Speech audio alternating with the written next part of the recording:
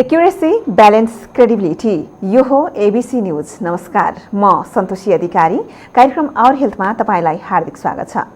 दर्शकवृन्द, अहिले नाक कान घाँटीमा सामान्य समस्या देखिएकै कारण त्रसित भएर अस्पताल आउनेहरू बढिरहेका छन्, जसमा नाकबाट पानी बग्ने, टाउकोसँगै कान दुख्यो, घाँटीबाट केही निल्नै नसकिने भयो भन्दै कोरोनाको आशंका गरेर धेरै बिरामीहरू अस्पताल पुगिरहेको चिकित्सकहरू बताउँछन्।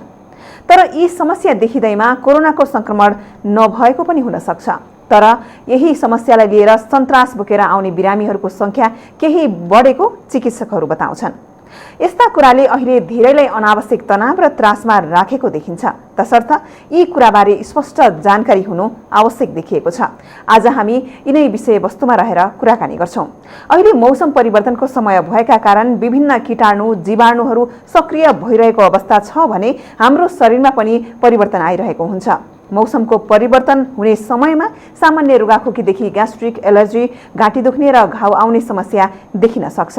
जबकि कोरोना भाइरसको संक्रमण भएका 88% ज्वरो आउने, 68% सुक्खा खोकी लाग्ने र 38% थकानको महसुस हुने गरेको चिकित्सकहरू बताउँछन्। शिक्षण अस्पताल महाराजगञ्जमा रहेको नाक कान घाँटी रोग विभागलाई अहिले कोरोना उपचारको केन्द्रको रूपमा सञ्चालन गरिएको छ। यद्यपि नाक कान घाँटीका अन्य समस्या लिएर आउने बिरामीहरूलाई भने अन्य स्थानमा राखेर उपचार गरिँदै आएको छ। आज हामी कोरोना संक्रमणको अवस्था र नाक, मुख, घाँटी र कोरोना भाइरसको सम्बन्धका बारे चर्चा गर्छौं। आज हामीसँग हुनुहुन्छ शिक्षण अस्पताल महाराजगञ्जका नाक कान घाँटी विभागका सह प्राध्यापक डाक्टर रविन्द्र प्रधानाङ्ग। उहाँ हाल कोभिड-19 उपचार कमिटीका मेम्बर पनि हुनुहुन्छ। आउनुहोस् उहाँसँग कुराकानी गरौं।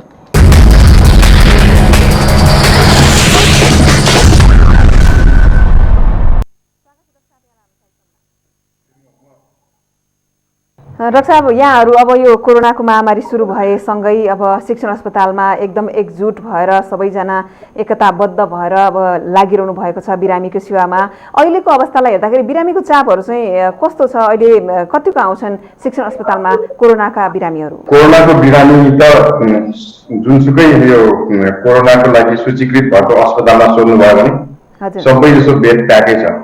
त्यस्तै गरी त्रिवी शिक्षण अस्पतालमा पनि हामीले जति बेडहरू त्यसको लागि 120% सरकार, नेपाल सरकारले भनेको अनुसारको जति बेड छ सबै फुल छ। कुनै पनि ठाउँमा अब बेड खाली नै छैन र आइसियु पनि सबै आइसियुहरू नै प्याक छन्।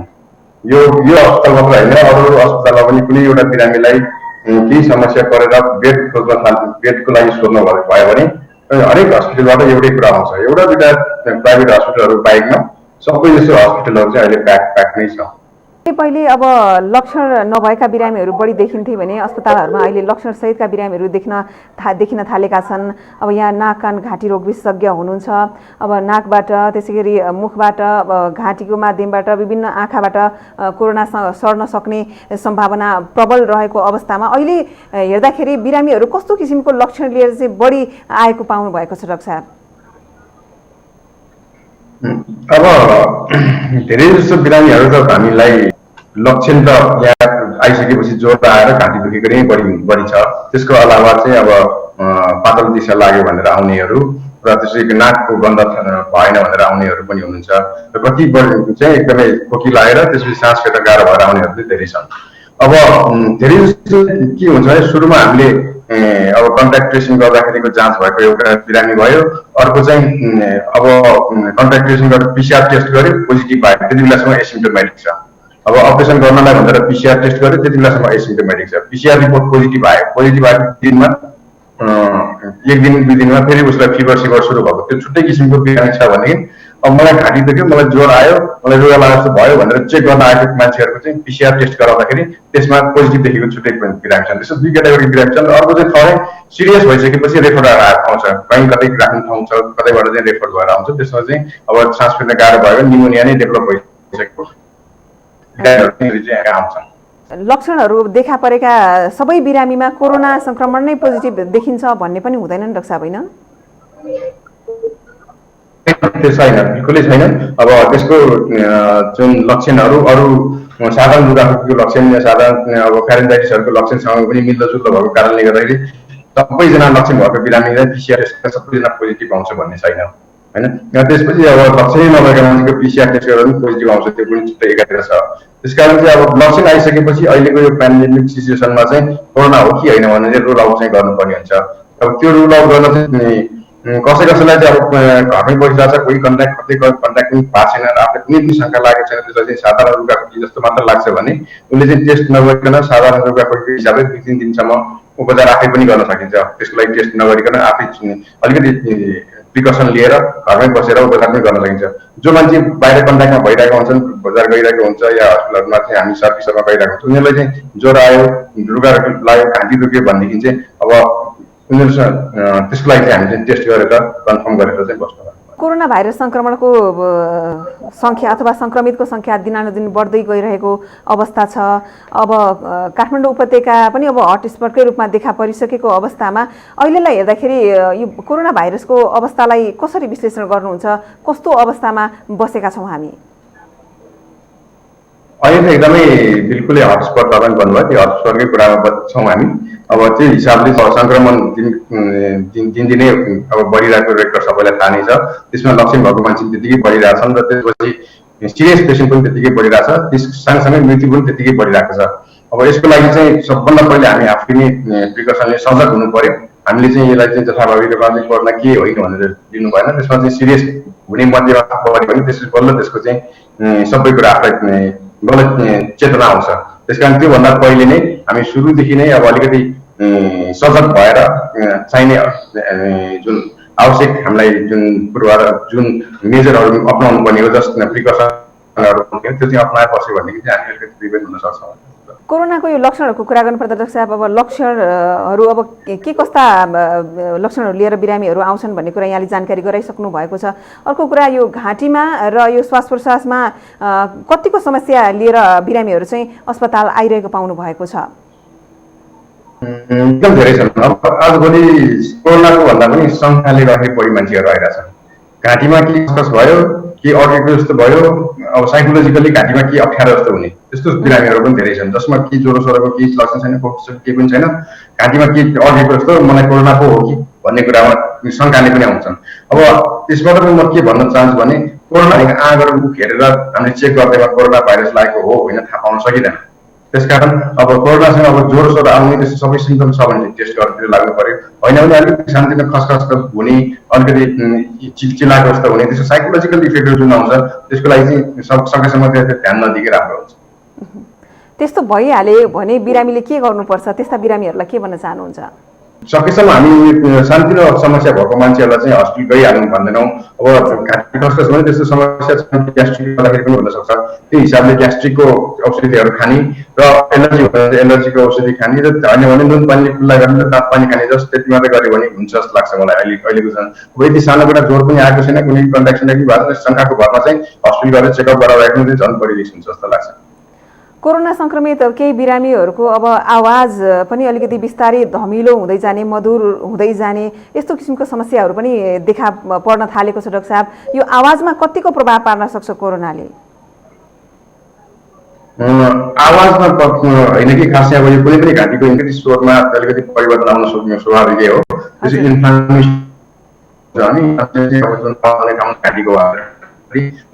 इन्फ्लामेसन भयो भने अलिकति चेन्जेस हुन्छ। त्यो यो रेस्पिरेटरी ट्र्याक्टको हुँदाखेरि ल्यारिङ्सको पनि इन्भल्भ हुन सक्छ। ल्यारिङ्समा इन्फ्लामेसन भयो भने अलिकति स्वर आवाज परिवर्तन हुन सक्छ। यो आवाज चेन्ज हुनु, अलिकति स्वरमा चेन्जेस आउनु भनेको चाहिँ यो इन्फ्लामेसन प्रोसेस मात्रै हो। त्यसमा यो रिकभर भइसकेपछि आवाज यो सबै नर्मलमा जान्छ। हजुर, धेरै अस्पतालहरू अहिले अब कोरोना संक्रमितको बिरामीहरूको सङ्ख्याले गर्दा, बिरामीको चापले गर्दा भरिभराउ भएका छन्, जसले गर्दा अन्य रोगको उपचार गर्न बिरामीहरूलाई समस्या परिरहेको छ। यहाँहरूलाई पनि अनुभव होला, ओपिडीमा पहिले जसरी काम गर्न सकिरहनु भएको छैन, बिरामीको मात्रा अब अत्याधिक बढी छ कोरोनाकै, जसले गर्दा अन्य रोगहरूका बिरामीहरूलाई कतिको समस्या परेको पाउनु भएको छ। विशेष गरी शिक्षण अस्पतालमा अवस्था कस्तो छ? अन्य रोगका बिरामीहरूको उपचार सेवा भइरहेको छ कि छैन? म नाक कान घाँटी विशेषज्ञ भएको कारणले गर्दा नाक कान घाँटीमा चाहिँ के छ भन्ने कुरा मात्रै हो। नाक कान घाँटीको बिरामीहरू हामीले पहिले कोरोना भन्दा यो लकडाउन भन्दा कोरोना यो चैत 11 गतिको लकडाउन भन्दा अगाडिसम्म दैनिक रूपमा 250 जना दैनिक 250 जना जतिका हाराहारीमा ओपिडीमा बिरामी हेर्थ्यौँ भनेदेखि अहिले लकडाउन भएको बेलामा चाहिँ हामी त्यसको घटेर अराउन्ड 20 जनामा सीमित भएका थियौँ र अहिले फेरि यो लकडाउन निषेधाज्ञाको जुन अब हटिसकेपछि अहिले पनि हामी झन्डै 60 जनाको हाराहारीमा चाहिँ हामी ओपिडीमा बिरामी हेरिरहेका छौँ। अब यो कुरा चाहिँ जति जति यातायात सहज हुँदै जान्छ त्यति चाहिँ हाम्रो यो बिरामीको संख्या पनि बढ्दै जान्छ। अब त्यसपछि अब हाम्रो कति कुरा चाहिँ कोरोनाको लागि ठाउँ छुट्याउनु पर्ने कारणले गर्दाखेरि हामीले सर्भिस दिन्छु भन्ने कुरा पनि अप्टिमम एडिक्वेटली हामीले दिन सकिरहेका छैनौँ। अहिले बिरामीहरू जति पनि उपचार गर्न जान्छन् नाक कान घाँटीका ती बिरामीहरूको चाहिँ उपचार भएको छ कि छैन, पुरै बन्दै अवस्थामा हो कि कस्तो हो डाक्टर साहब? छैन, त्यस्तो बन्दै छैन। हामी आएका बिरामीहरूलाई सबैलाई सेवा दिएकै छौँ। अब सबैजना अब लकडाउनको बेलामा निषेधाज्ञा भएको बेलामा सबैजना अब हस्पिटल आउन सक्ने अवस्थै थिएन। अब इमर्जेन्सी नभइकन आउँदैन थिए। इमर्जेन्सी भएर आएकाहरू सबैको नै हामीले उपचार गराएर नै पठाएका छौँ। अब इमर्जेन्सीकै कुरा गर्ने इमर्जेन्सी अपरेसन पनि सबभन्दा बढी अब हाम्रो नाक कान घाँटीमा धेरै हो। जस्तै घाँटीमा मासु पलाएर सास फेर्न गाह्रो भएकोहरू, त्यसपछि घाँटीमा के कुरा अड्काएर मासु या हड्डी अड्काएर आएकाहरू, फोक्सोमा गेडागुडीहरू अड्काएर आएका बच्चाहरू या ठुलो मान्छेहरू, यो एकदमै इमर्जेन्सी कुरा हो। चोटपटक लगाएर काटेर आएका मान्छेहरू, यसलाई चाहिँ हामीले भोलि गर्छु पछि गर्छु भनेर भनिराख्न सकिँदैन। यस्तोहरूको बिरामी सबैको उपचार भइ नै राखेको छ र रुटिन कुराहरू जुन चाहिँ हामीले चाहिँ सेड्युल गर्ने अपरेसनहरू छन् त्यो अपरेसनहरू चाहिँ अब हामीले धेरैजना पहिले डेट दिएका बिरामीहरूको त सबै जस्तो नै अब क्यान्सरले जस्तो भयो, किनभने उहाँहरू चाहिँ आउनु पनि सक्नु भएन। अब हामी त्यस बेला चाहिँ प्रिपेयर पनि थिएनौँ र अहिले जति बिरामीहरू आइरहेका छन् अपरेसन गर्नुपर्नेहरूलाई अब पहिले हामी महिनामा 160-70 वटा अपरेसन गर्छौँ भनेदेखि अहिले चाहिँ रुटिन केसहरू चाहिँ अब हामीले जम्मा त्यस्तै 10-15 वटामा सीमित भएको छ, जसले गर्दा अब बिरामीहरूलाई त समस्या त अवश्य पनि परिरहेको छ। यसले गर्दा समस्या त परिरहेकै हुन्छ। अब हाम्रो नाक कान घाँटीको हिसाबमा यसो कुरा गर्ने हो भनेदेखि अब हामी जस्तै कानको जाने पाल परेको बिरामीहरू छ भने त्यसलाई चाहिँ हामी अलिकति 1 वर्षपछि अपरेसन गरेर केही फरक पर्दैन भन्छौँ। कानमा हड्डी खिने खालको जुन कोलेस्टेटोमा भन्ने डिजिज हुन्छ यसले चाहिँ एक्सपान्सन हुँदै हुँदै यो हड्डी सबै पुगाएर ब्रेनसम्म टच हुन्छ, मेनिन्जाइटिस हुने चान्सहरू हुन्छ। यस्तो केसहरू चाहिँ यो लकडाउनको पिरियडमा चाहिँ हामीले 4-5 जना चाहिँ हामी भेटेका छौँ, 5 जनै भेटेका छौँ, जसले गर्दा अपरेसन टाइममा गर्न नसकेर हस्पिटल आउन नसकेर त्यो कम्प्लिकेसन डेभलप भएर मेनिन्जाइटिस भएर हामीले इमर्जेन्सी अपरेसन गर्नुपर्ने गरेर भएको छन्। त्यस्तै गरी क्यान्सरको बिरामीहरू हुनु अर्को चाहिँ क्यान्सरको बिरामीहरू चाहिँ के छ भने अब यो घाँटीमा अप्ठ्यारो भएको छ, सानो गाँठो आएको छ, हस्पिटल जाने अहिले सिचुएसन छैन, पछि जाउँला भन्दै बसिराख्यो। अनि त्यसपछि चाहिँ त्यो क्यान्सर चाहिँ बिस्तारै बढ्न थालेर अपरेसन गरेर निको हुने खालको क्यान्सरहरू चाहिँ हस्पिटल आइपुगेर ढिलो भएको कारणले गर्दाखेरि अपरेसन गर्न नमिल्ने भएकोहरू पनि इक्जाम्पलहरू छ हामी कहाँ। यस्तो किसिमको चाहिँ अलिकति समस्याहरू चाहिँ बिरामीहरूले चाहिँ भोग्नु परेको छ। हजुर, अब समुदाय स्तरमै कोरोना महामारी फैलिसकेको छ, यसको न्यूनीकरणको लागि रोकथामको लागि अबको पहलहरू के हुनु पर्ला जस्तो यहाँलाई लाग्छ डाक्टर साहब? यसको लागि चाहिँ सरकारी तहबाट गर्ने कामहरू त सबै सम्बन्धित निकायले गरि नै रहनु भएको होला। त्यसमा अब सबैसँग विज्ञहरूसँग सल्लाह गरेर के अपनाउने त्यो भइ नै राखेको छ। र अर्को कुरा चाहिँ हाम्रो यो सबै आम जनमानसले चाहिँ के कुरा बुझ्नु पर्यो भनेदेखि यो कुरा चाहिँ सरकारी निकायले मात्र कन्ट्रोल गरेर हुनेवाला होइन, त्यो चाहिँ हाम्रो स्थानीय निकायले मात्र कन्ट्रोल गरेर हुनेवाला होइन। यो चाहिँ आफैमा सजग भएर आफै नै कसरी बस्नुपर्छ भनेर आफैले नै सजगता अप्नायो भने चाहिँ धेरै कन्ट्रोलमा ल्याउन सकिन्छ। होइन अब कोरोना अब हुँदैन, कोरोनाले जितिसक्यो भनेर सबै कुरा भिडभाड गर्न थाल्यो भनेदेखि चाहिँ यसलाई चाहिँ हेलचेक्राइ गर्न थाल्यो भनेदेखि चाहिँ धेरै समस्या आउन सक्छ। त्यसकारण सरकारको तर्फबाट गर्नुपर्ने काम पनि सरकारको तर्फबाट गर्नुपर्छ। त्यसको अलावा जति मान्छेहरू छन् आफै आम जनताले पनि आफ्नो तर्फबाट गर्नुपर्ने सावधानी चाहिँ अप्नाउनै पर्छ। हजुर, आम सर्वसाधारणले अब कस्तो किसिमको सावधानी अप्नाउने छ डाक्टर साहब? के गर्नुपर्छ, के गर्दाखेरि चाहिँ कोरोनाबाट बच्न सकिन्छ त? सबैलाई गर्न सक्ने बेसिक कुरा चाहिँ 3टा कुरा है। अब 3टा कुरा भने के हो भने मेन इन्ट्री पोइन्ट भनेको नाक या अगाडिको फेस, आँखाबाट, नाकबाट, मुखबाट। यो ठाउँबाट भाइरस इन्ट्री हुन्छ भने त्यो इन्ट्री हुने ठाउँलाई रोक्ने हो। जसरी हुन्छ त्यसको लागि चाहिँ मास्क प्रयोग गर्ने या चस्मा प्रयोग गर्ने त्यो एउटा भइहाल्यो त्यसले। दोस्रो कुरा चाहिँ त्यो अरू कुनै मान्छे संक्रमण भएको मान्छेको नजिक पर्दाखेरि जुन भाइरस सर्ने चान्स हुन्छ त्यसको लागि चाहिँ अब अलिकति दूरी कायम गऱ्यो भनेदेखि त डेफिनेटली त्यो भाइरस छिर्नलाई चान्स कम हुन्छ।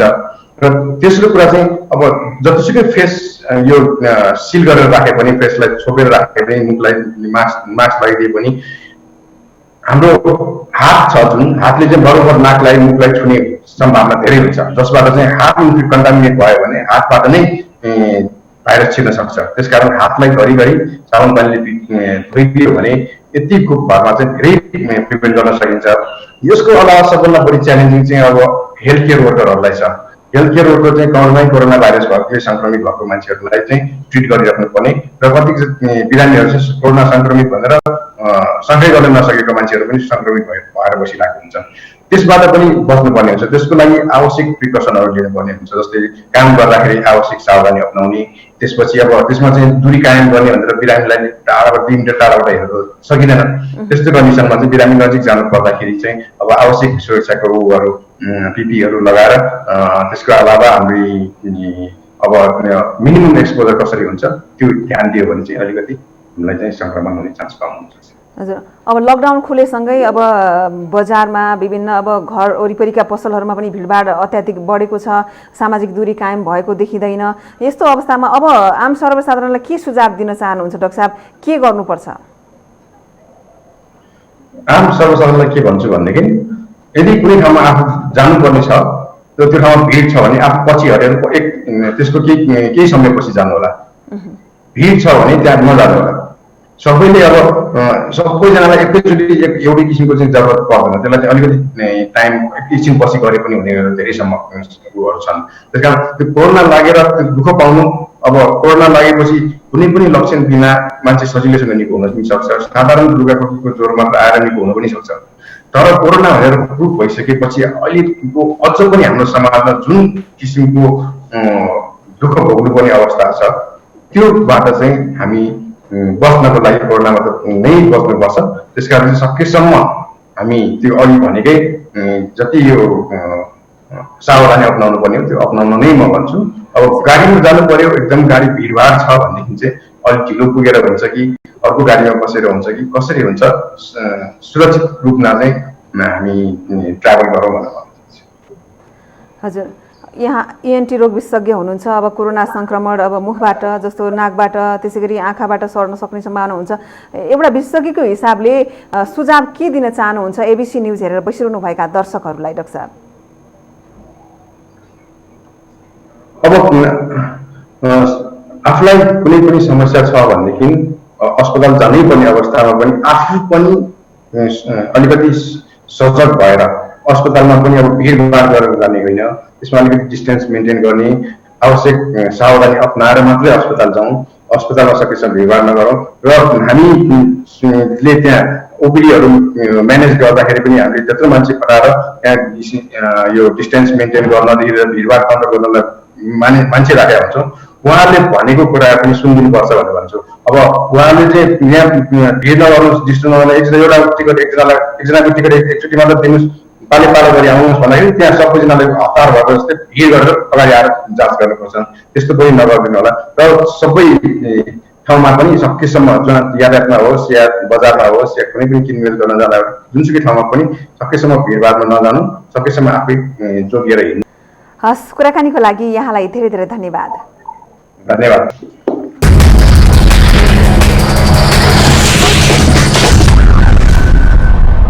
दर्शकवृन्द, मौसम परिवर्तन भइरहेको समयमा रुगाखोकी ज्वरोले सताउन सक्छ। मनतातो पानी खान, चिसो खानेकुरा जस्तै कोल्ड ड्रिङ्क्स, आइसक्रिम, दही लगायतका खानेकुराहरू नखान चिकित्सकहरू सुझाउँछन्। तर यदि 101 डिग्री फरेनहाइट भन्दा बढी ज्वरो आएमा, श्वास प्रश्वासमा समस्या भएमा, घाँटीमा समस्या आएर केही निल्न नसकिने अवस्था भएमा भने तत्काल चिकित्सकसँग परामर्श लिनुपर्दछ। विश्वभर फैलिरहेको कोरोना भाइरस रहस्यमय छ। यसका लक्षण पनि छुट्याउन मुस्किल रहेकाले सचेत र सतर्क हुनु जरुरी छ। मास्क प्रयोग गरौँ, भिडभाडमा नजाउँ, सामाजिक दूरी कायम गरौँ। आजको लागि कार्यक्रमको निर्धारित समय सकिएको छ। आज हामीले शिक्षण अस्पताल महाराजगञ्जका नाक कान घाँटी विभागका सह प्राध्यापक एवं कोभिड-19 उपचार कमिटिका सदस्य डाक्टर रविन्द्र प्रधानाङ्गसँग कुराकानी गर्यौं। आजको लागि आवर हेल्थको निर्धारित समय सकिएको छ। अर्को हप्ता अर्का विशेषज्ञका साथमा उपस्थित हुनेछौं। एबीसी न्यूज हेर्दै रहनुहोला। नमस्कार।